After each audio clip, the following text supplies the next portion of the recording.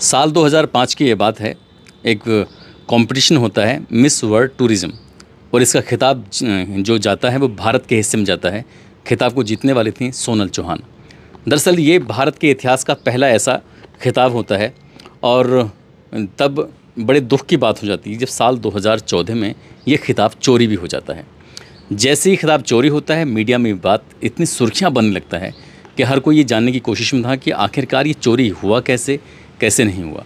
दरअसल आज हम इसी कहानी, इसी किस्से को जानने के लिए उस मिस वर्ल्ड टूरिज़्म का खिताब जीतने वाली सोनल चौहान जी के घर पर हैं और हम मिलने आए हैं उनके भाई से।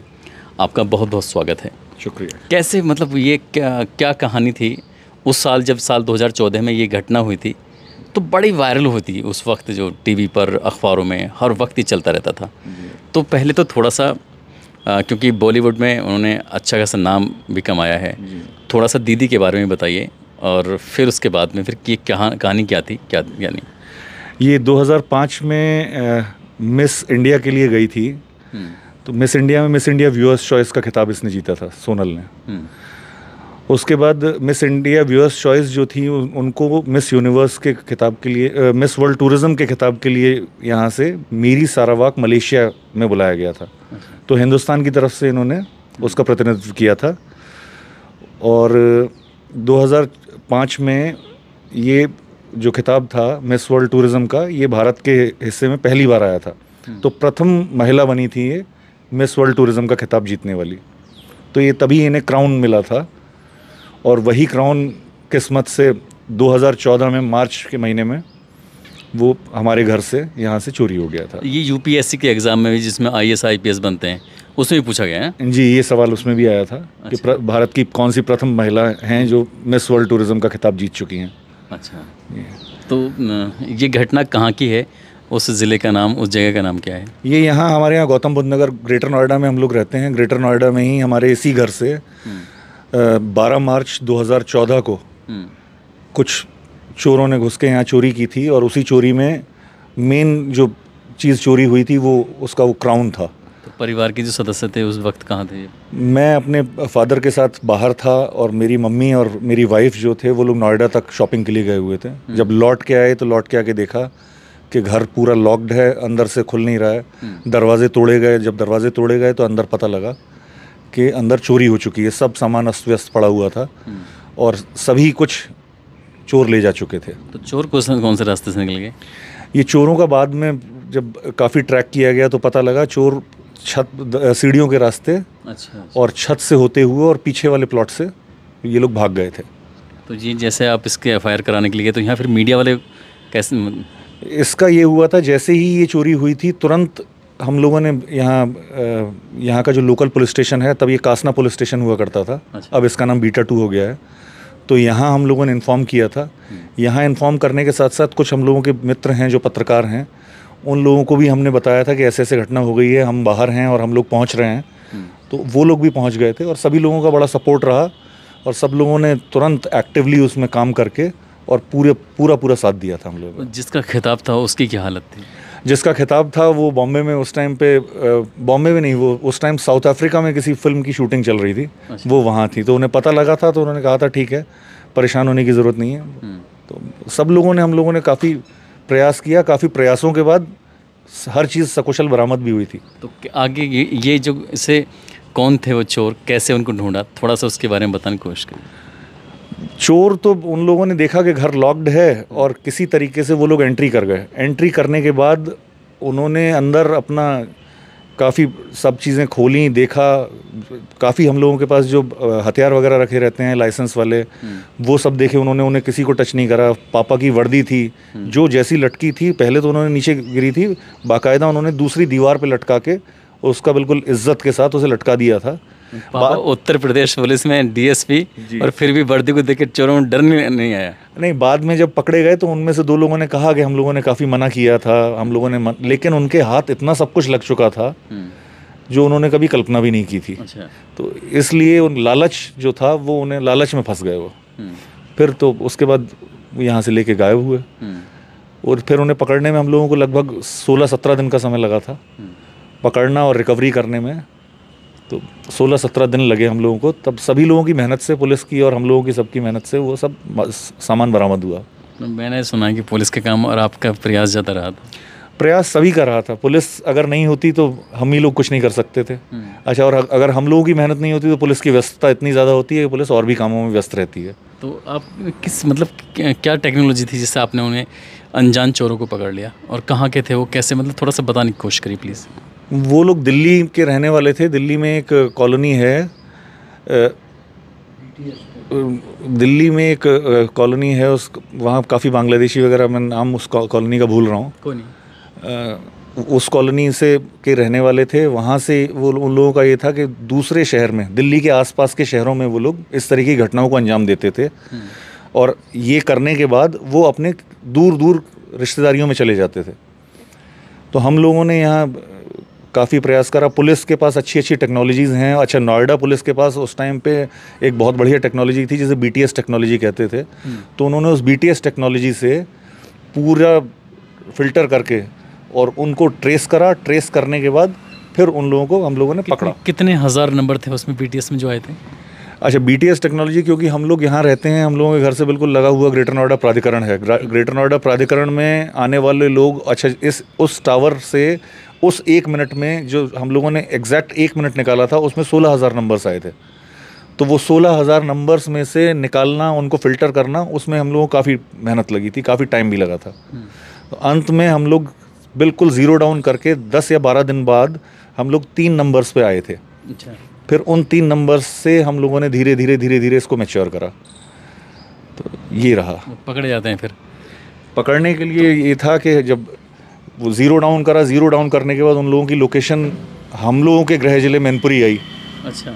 मैनपुरी जब लोकेशन आई तो हम लोगों को भी बड़ा अजीब सा लगा कि मैनपुरी से कोई इंसान आके यहाँ ग्रेटर नोएडा में क्यों ऐसा करेगा। और ये आपके गांव के मतलब बात हो। हमें कुछ ऐसा लगा कि बिल्कुल कोई ऐसा ही है जान पहचान का, या बिल्कुल कोई ख़ास जो वहाँ से यहाँ सिर्फ यही चीज़ करने के लिए आया था।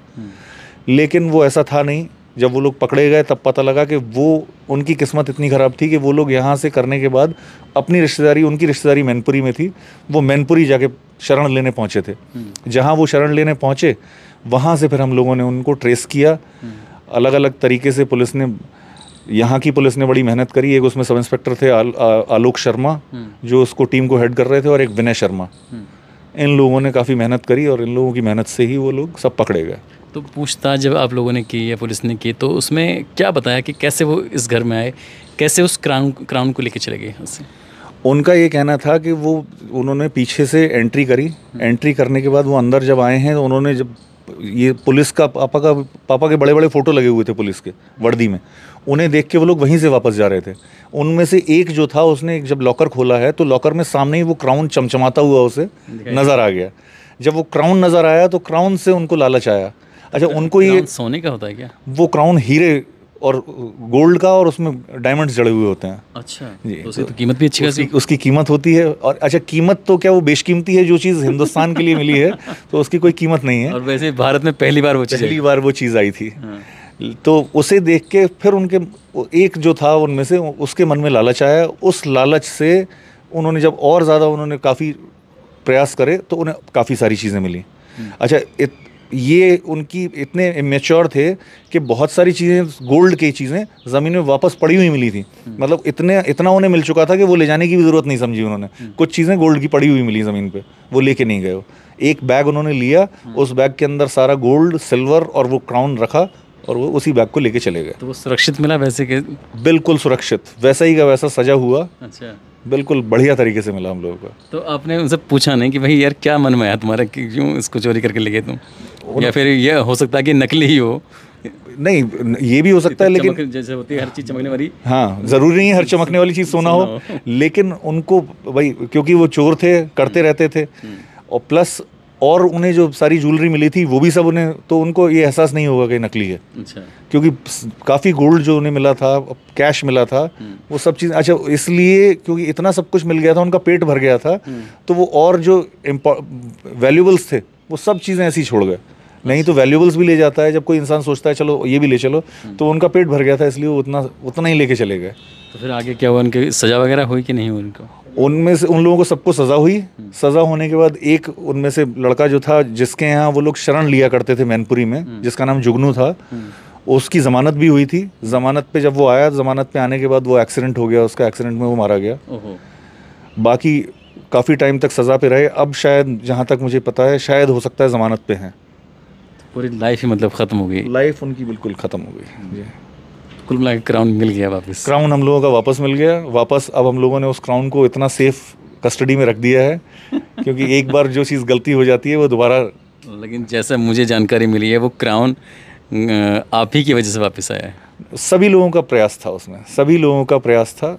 अच्छा, किसी ने भी हिम्मत नहीं खोई हम लोगों के यहाँ। नहीं तो नॉर्मली क्या होता है, चोरी हो जाती है, चोरी होने के बाद इंसान ये सोचता है चलो कोई बात नहीं, जो हो गया वो हो गया, अब कोई ऐसी बात ना हो जाए। लेकिन पूरा घर का सपोर्ट था। रात रात को हम लोगों ने जंगलों में खड़े हो के उनका इंतज़ार करा है। अच्छा, पकड़ा भी ऐसे गया है कि ना, अगर मैं किसी का चेहरा ही नहीं जानता हूँ तो मैं उसे पकड़ूंगा कैसे। तो इस तरीके से बड़ा इन घर वालों का सबका सपोर्ट था, तब हम लोगों ने उन पकड़ के लाया। ऐसा ना, एक चीज़ आपको विरासत में मिली थी, आपके पापा पुलिस में जी, और वो पुलिस में उन्होंने अच्छा काम किए हैं, 20-22 एनकाउंटर किए हैं, बड़े बड़े बदमाशों को मारा है और बड़े बड़े अच्छे उन्होंने खुलासे भी किए हैं। तो कहीं ना कहीं उनका जो असर वो आपके अंदर था, तो वो पुलिस वाले जो थी वो विरासत में मिली थी। नहीं, सबसे बड़ा चीज़ थी कि हम लोगों के ऊपर इतने साल की पापा की नौकरी के बाद ये धब्बा लगना कि हम लोगों के साथ एक घटना हो गई जिसे हम खोल नहीं पाए। जब वो घटना खुल गई तब सब लोगों को ये समझ में आ गया कि नहीं, ये घटना तो आपने सुनाई है बहुत अच्छी से। लेकिन बस एक सवाल कि आपकी हाइट 6 फुट 4 इंच के आसपास है। 6 फुट 5 इंच। 6 foot 5 inch. मैं तो बच्चा लग रहा था आपके सामने। और दूसरा ये कि दीदी सोनल चौहान जी कई बड़ी फिल्मों में रही हैं। बुढ़ा होगा तेरा बाप, जन्नत फिल्म जैसी फिल्मों में काम किया है ना, घोष करके मूवी आई थी साउथ की, और भी बहुत अच्छी अच्छी जगह इंडस्ट्री में काम किया है। साउथ में तो अक्सर वो करती हैं। तो कभी आपने ट्राई किया कि नहीं? नहीं, मेरा कभी इंटरेस्ट नहीं रहा, मैंने कभी ट्राई नहीं किया। बट ये है कि मैंने असिस्टेंट प्रोड्यूसर की तरह काम किया है। एक फिल्म आई थी संजय दत्त की, ब्लू, उसमें उसके जो डायरेक्टर थे एंथनी डिसूजा, उनके साथ मैंने ज़रूर थोड़े दिन काम किया था। बट मेरा इंटरेस्ट नहीं रहा, तो मैं इसलिए पीछे वापस अब फिर पेट्रोल पंप पे आ गए। जी। तो मैनपुरी में अपना कारोबार चल रहा है और बच्चे नोएडा में पढ़ रहे हैं, ज़िंदगी मस्त कट रही है। और उस क्राउन को ढूंढने में अहम भूमिका रही है। ये अच्छे लोगों की अच्छी बातें होती हैं कि जब कुछ पुरस्कार मिलने वाली बात आती है, तारीफ़ मिलने वाली बात आती है, तो वो खुद नहीं लेना चाहते। वो कह देते हैं नहीं ये तो सबकी मेहनत से मिला है। लेकिन ये बात बिल्कुल सही है कि ये इन्हीं की मेहनत से मिला है। और अफसोस की बात है, पूरी किस्सा हो गया है। मैंने भाई साहब का नाम भी नहीं पूछा। विक्रम चौहान। विक्रम चौहान जी का बहुत बहुत शुक्रिया, उन्होंने इतना शानदार किस्सा सुनाया है। इसके लिए मुझे उम्मीद है कि ये किस्सा आपको ज़रूर पसंद आया होगा। आप सब लोग अपना ख्याल रखें, सुरक्षित रहें। जय हिंद, जय भारत।